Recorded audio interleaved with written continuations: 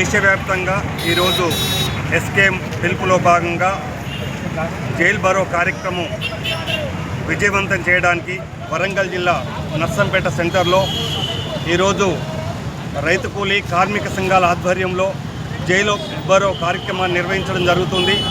ప్రధానంగా ఈ కార్యక్రమం యొక్క డిమాండ్స్ ఈ కేంద్ర ప్రభుత్వం అనుసరిస్తున్నటువంటి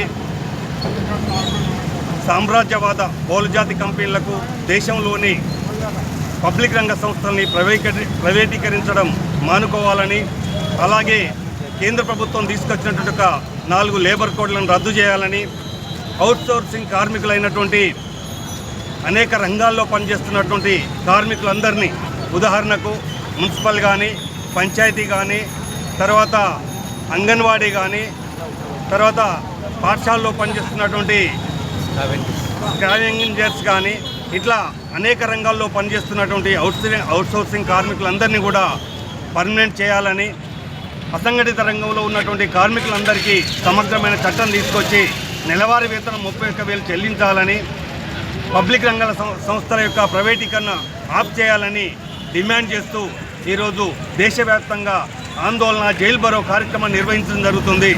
అందులో భాగంగా ఈరోజు నర్సంపేటలో అన్ని కార్మిక సంఘాల ఆధ్వర్యంలో జైల్ బరో కార్యక్రమం చేస్తున్నాం. మోడెం మల్లేశం, ఏఐఎఫ్టీ న్యూ తెలంగాణ రాష్ట్ర అధ్యక్షుడు.